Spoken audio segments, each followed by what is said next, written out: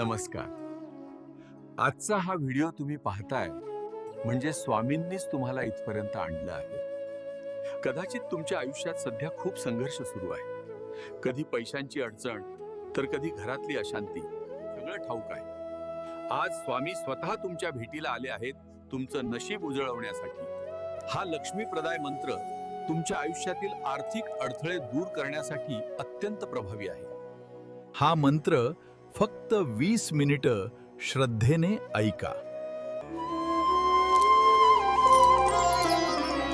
ओम श्री स्वामी समर्थाय करुणावताराय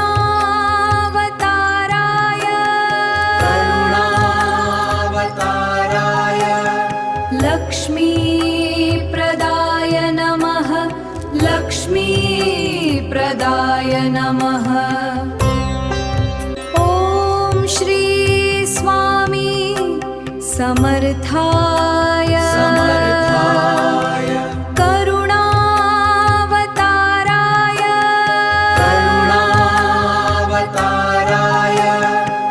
लक्ष्मी प्रदाय नमः. लक्ष्मी प्रदाय नमः.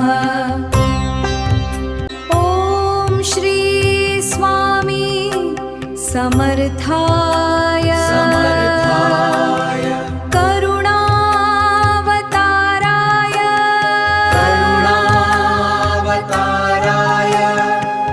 लक्ष्मी प्रदाय नमः. लक्ष्मी प्रदाय नमः. ओम श्री स्वामी समर्थाय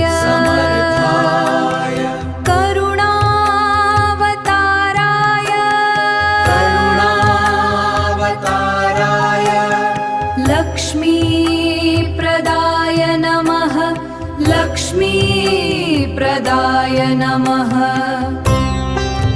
ओम श्री स्वामी समर्थाय करुणावताराय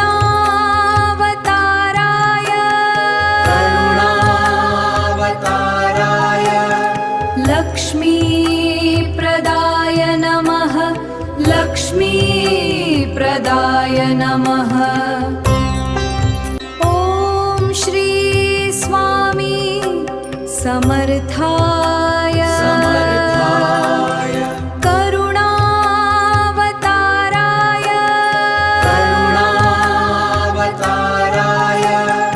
लक्ष्मी प्रदाय नमः. लक्ष्मी प्रदाय नमः.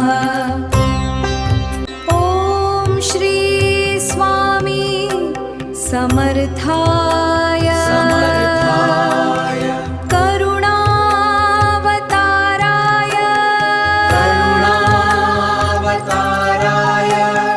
लक्ष्मी प्रदाय नमः. लक्ष्मी प्रदाय नमः. ओम श्री स्वामी समर्थाय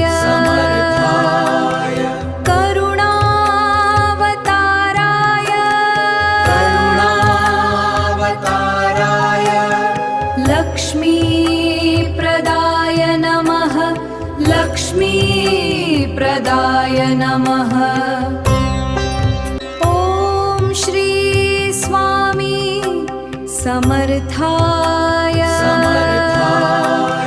करुणावताराय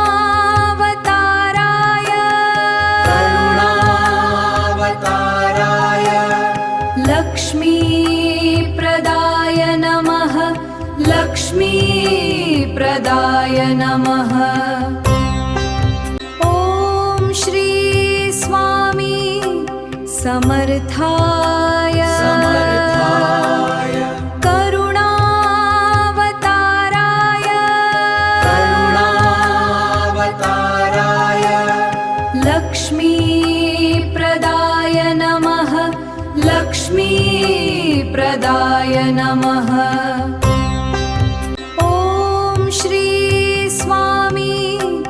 समर्थाय करुणावताराय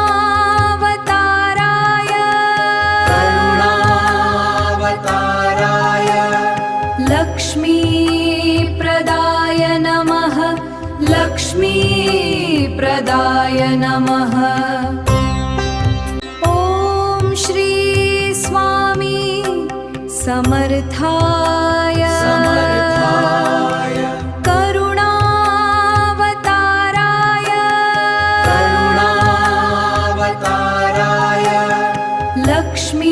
लक्ष्मीप्रदाय नमः। लक्ष्मीप्रदाय नमः। ॐ श्री स्वामी समर्थाय करुणावताराय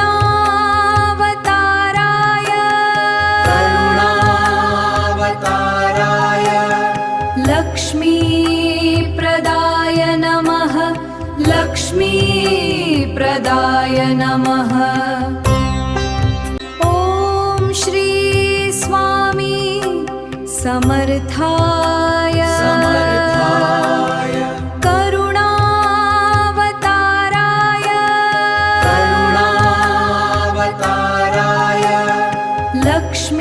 लक्ष्मीप्रदाय नमः। लक्ष्मीप्रदाय नमः। ॐ श्री स्वामी समर्थाय करुणावताराय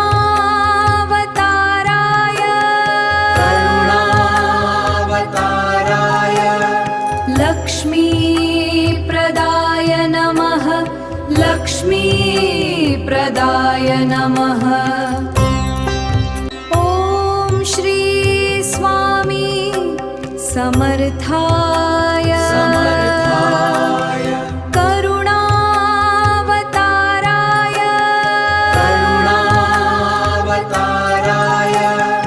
लक्ष्मीप्रदाय नमः। लक्ष्मीप्रदाय नमः। ॐ श्री स्वामी समर्थाय करुणावताराय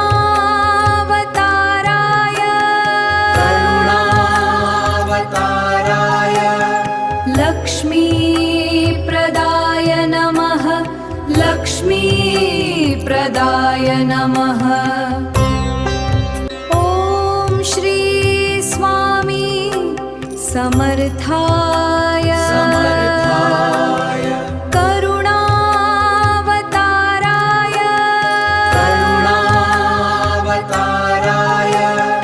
लक्ष्मीप्रदाय नमः।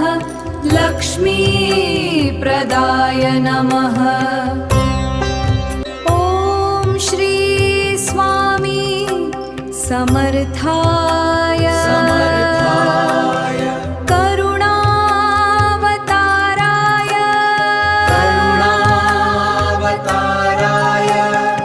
लक्ष्मीप्रदाय नमः। लक्ष्मीप्रदाय नमः। ॐ श्री स्वामी समर्थाय करुणावताराय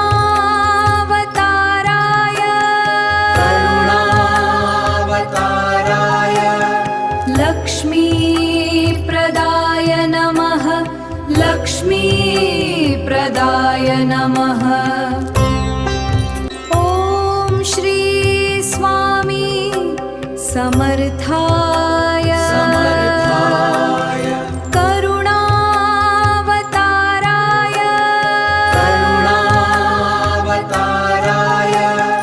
लक्ष्मीप्रदाय नमः। लक्ष्मीप्रदाय नमः। ॐ श्री स्वामी समर्थाय करुणावताराय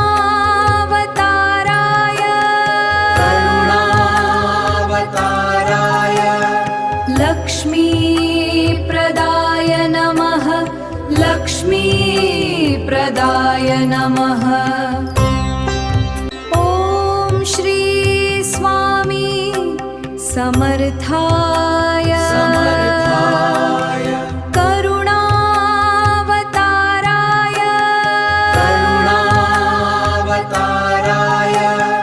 लक्ष्मीप्रदाय लक्ष्मीप्रदाय नमः।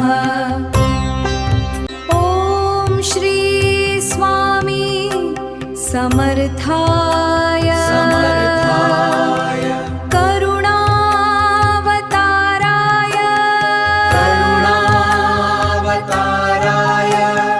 लक्ष्मीप्रदाय नमः।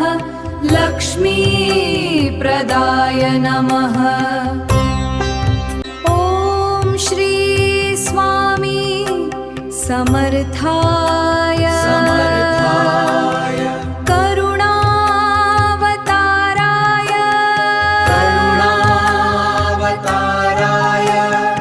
लक्ष्मीप्रदाय नमः। लक्ष्मीप्रदाय नमः। ॐ श्री स्वामी समर्थाय करुणावताराय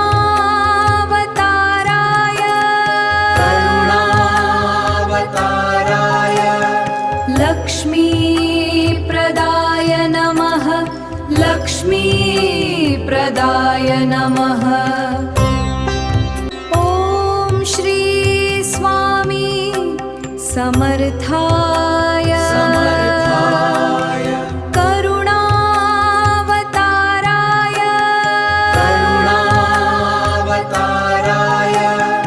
लक्ष्मीप्रदाय नमः।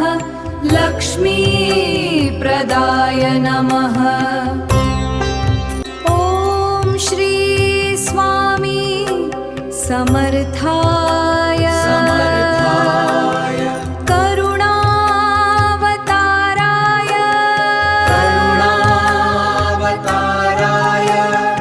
लक्ष्मीप्रदाय नमः। लक्ष्मीप्रदाय नमः। ॐ श्री स्वामी समर्थाय करुणावताराय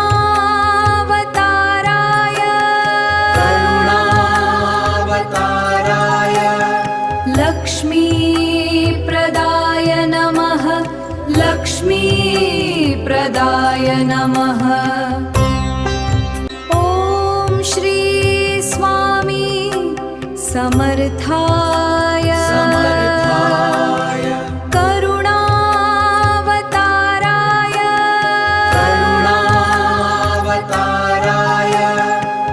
लक्ष्मीप्रदाय नमः। लक्ष्मीप्रदाय नमः। ॐ श्री स्वामी समर्थाय करुणावताराय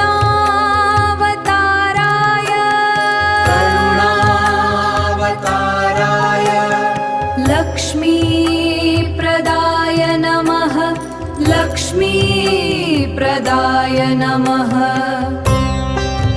ॐ श्री स्वामी समर्थाय करुणावताराय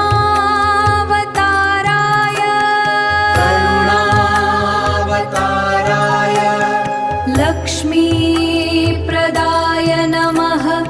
लक्ष्मीप्रदाय नमः। ॐ श्री स्वामी समर्थाय करुणावताराय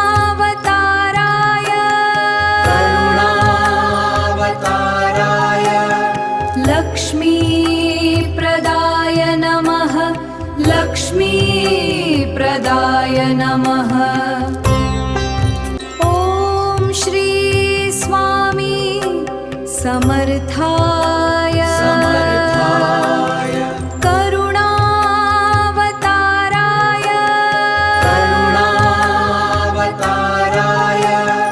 लक्ष्मीप्रदाय नमः।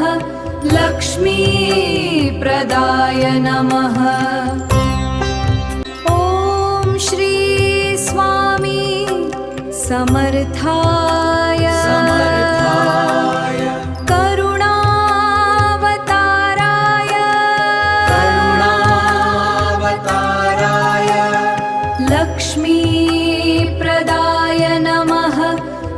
लक्ष्मीप्रदाय नमः।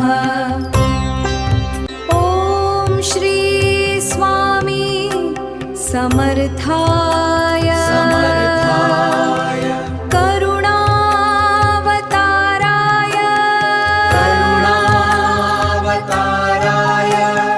लक्ष्मीप्रदाय नमः। लक्ष्मीप्रदाय नमः। ॐ श्री स्वामी समर्थाय करुणावताराय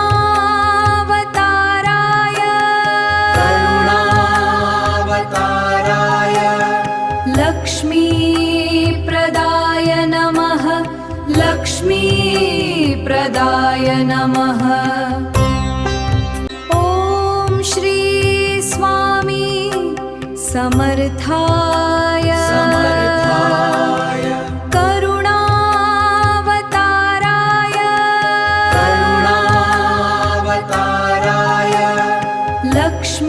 लक्ष्मीप्रदाय नमः। लक्ष्मीप्रदाय नमः।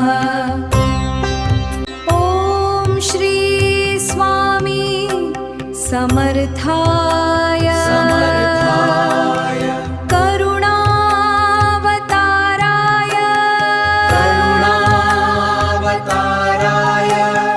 लक्ष्मीप्रदाय नमः। लक्ष्मीप्रदाय नमः। ॐ श्री स्वामी समर्थाय करुणावताराय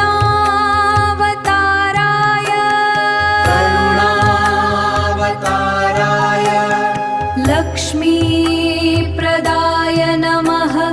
लक्ष्मीप्रदाय नमः। ॐ श्री स्वामी समर्थाय करुणावताराय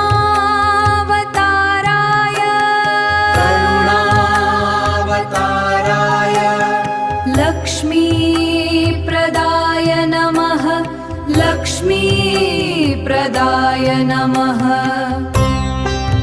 ॐ श्री स्वामी समर्थाय करुणावताराय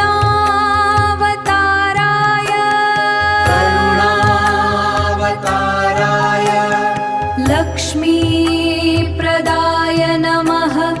लक्ष्मीप्रदाय नमः। ॐ श्री स्वामी समर्थाय करुणावताराय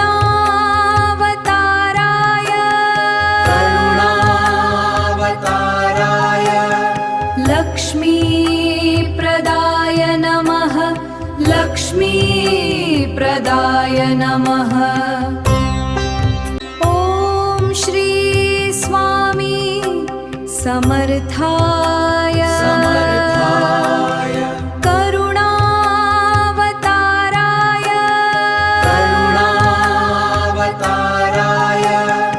लक्ष्मीप्रदाय नमः। लक्ष्मीप्रदाय नमः। ॐ श्री स्वामी समर्थाय करुणावताराय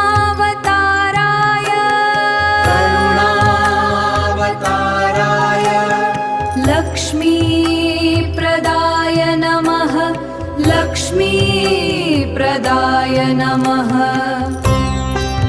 ॐ श्री स्वामी समर्थाय करुणावताराय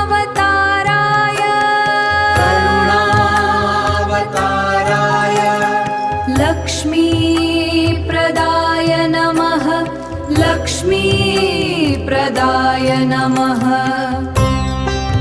ॐ श्री स्वामी समर्थाय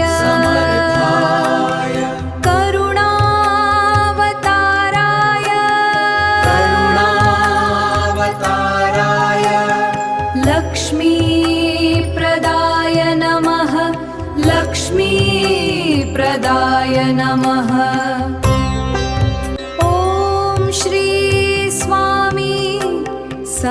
समर्थाय करुणावताराय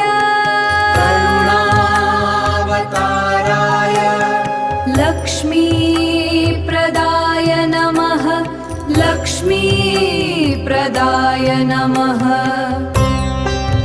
ॐ श्री स्वामी समर्थाय करुणावताराय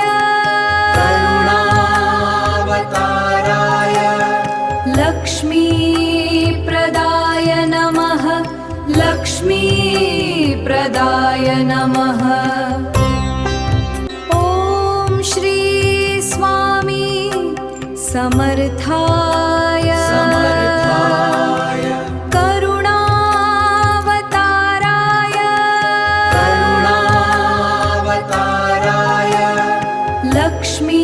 लक्ष्मीप्रदाय नमः लक्ष्मीप्रदाय नमः